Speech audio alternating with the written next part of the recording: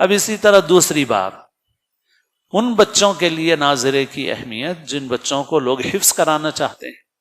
اس معاملے میں لوگ بہت غلطی کرتے ہیں اور مدرسوں میں بھی رجوع ہوتے رہتے ہیں، اور ان کے ذہن میں ناظرے کا کوئی تصور نہیں ہے. وہ سمجھتے ہیں کہ مدرسے میں لائیں گے تو 2 سال میں یا 3 سال میں حفظ ہو جائے گا، اور ان کے ذہن میں ناظرہ ہے ہی نہیں.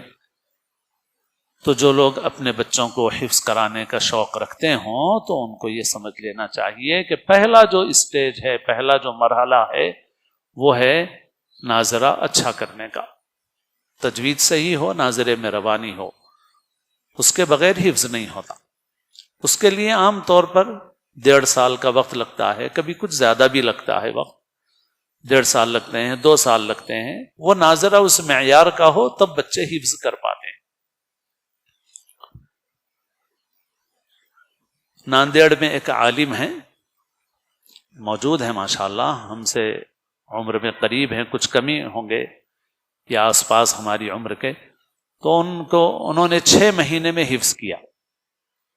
دگلور میں ایک مدرسہ تھا مہاراشٹرا میں، وہاں پہ 6 مہینے میں حفظ اس طرح سے ہوا ان کا کہ ان کے استاد نے ان کو ناظرے کے 60 دور کرائے تھے.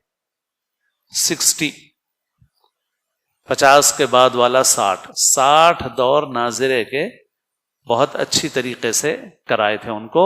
60 دور کرانے کے بعد جب ان کا حفظ شروع کیا گیا تو 6 مہینے میں حافظ بن گئے وہ.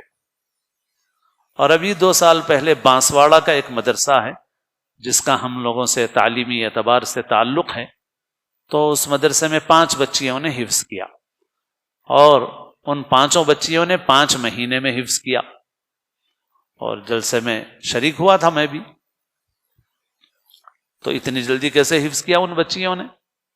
تو ہوا یہ کہ لاک ڈاؤن کے دوران جو اس مدرسے کے ناظم ہیں، ماشاءاللہ نیک صالح آدمی ہیں، تو انہوں نے بچیوں سے کہا کہ دیکھو لاک ڈاؤن میں جو وقت ملا تو میں نے اتنا قرآن پڑھا، تم لوگ کتنا قرآن پڑھے؟ الحمدللہ میرے تو اتنے دور ہوئے، اتنے قرآن شریف ہوئے. تو بچیوں کو بھی شوق ہوا استاد کو دیکھ کر کے، اور بچیوں نے یہ طے کیا کہ اب ہم بھی زیادہ سے زیادہ قرآن پڑھیں گے. تو اس زمانے میں تو فون پہ ہی رابطہ ہوتا رہا بچیوں کا ایک دوسرے سے، سہیلیوں سے، اور ان لوگوں نے آپس میں ایک کمپٹیشن اور مسابقت کے طور پہ زیادہ سے زیادہ قرآن پڑھنا شروع کیا. میرے اتنے قرآن ہو گئے، میرے اتنے قرآن ہو گئے. تو اب ان میں ایک کمپٹیشن چلتا رہا. یہ لاک ڈاؤن کے دوران چلتا رہا. اب جب مدرسہ معمول پہ آیا اور معمول کے مطابق مدرسہ شروع ہوا تو ان بچیوں نے کہا کہ ہم حفظ کرنا چاہ رہے ہیں. تو استاد نے کہا ٹھیک ہے کر لو، حفظ کر لو. تو ان بچیوں نے حفظ شروع کیا. جب حفظ شروع کیا تو اتنا سبق سنایا کہ استاد بھی حیران ہو گئے. 5 مہینے میں حفظ ہو گیا ان کا. وجہ اس کی یہ تھی کہ ان بچیوں نے ناظرہ قرآن شریف کثرت کے ساتھ پڑھا. تو اس سے بہت سے سرپرست غافل ہیں. اس کا نقصان یہ ہوتا ہے کہ بہت سے بچے حفظ میں ان کے رکاوٹ ہو جاتی ہے. بعض لوگ خوش ہو جاتے ہیں کہ حفظ شروع ہو گیا مگر ناظرہ پختہ نہیں ہے، ناظرہ پختہ نہیں ہے، حفظ شروع کر دیا تو دل خوش ہو جائے گا مگر بچے کی پڑھائی تیزی کے ساتھ آگے نہیں بڑھے گی. اور حافظ بننا کوئی فرض نہیں ہے. حافظ نہ بننے پر کوئی گناہ نہیں ہے. کوئی گناہ ہے کیا؟ کوئی حافظ نہیں بنا تو گناہ ہے؟ نہیں. لیکن تجوید کے ساتھ، صحت کے ساتھ قرآن شریف نہیں پڑھنا گناہ. اللہ کے رسول صلی اللہ علیہ وسلم نے فرمایا اقرأوا القرآن بلحون العرب، قرآن کو عربوں کے لحن میں یعنی صحت مخارج کے ساتھ پڑھو. ہا نکالو، عین نکالو، قاف نکالو. یعنی کہ ہا کی جگہ ہا پڑھ دیا، عین کی جگہ حمزہ پڑھ دیا، ایسا نہیں. عرب جیسا تلفظ ادا کرتے ہیں ویسا تلفظ ادا کرو. تو جو ناظرہ صحت اور تجوید کے ساتھ نہیں پڑھے گا وہ خلاف ورزی کر رہا ہے.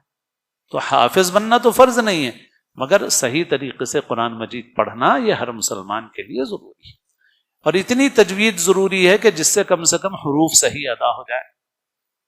تو لوگوں کو حفظ کا تو بہت شوق ہے مگر تجوید اور ناظرے کی طرف جو توجہ ہونی چاہیے وہ توجہ نہیں ہے، اور اس سے بچوں کو بہت نقصان بھی ہوتا ہے. اسی وجہ سے ہم لوگ یہ کہتے ہیں کہ پہلے چاہے اسکول کے ساتھ پڑھے بچہ، مگر بچہ پہلے قاعدہ اچھی طرح پڑھ لے، ناظرہ اچھی طرح پڑھے. جب ناظرے میں پرفیکٹ ہو جائے پھر اس کے بعد اس کو حفظ کے لیے فارغ کیا جائے، اسکول کو گیپ دینا ہے تو گیپ دیا جائے، مگر وہ اس وقت جب اس کا ناظرے کا کام مکمل۔ لیکن اس سلسلے میں لوگ ناواقفیت کی وجہ سے اپنا نقصان کرتے ہیں، بچوں کا نقصان کرتے ہیں۔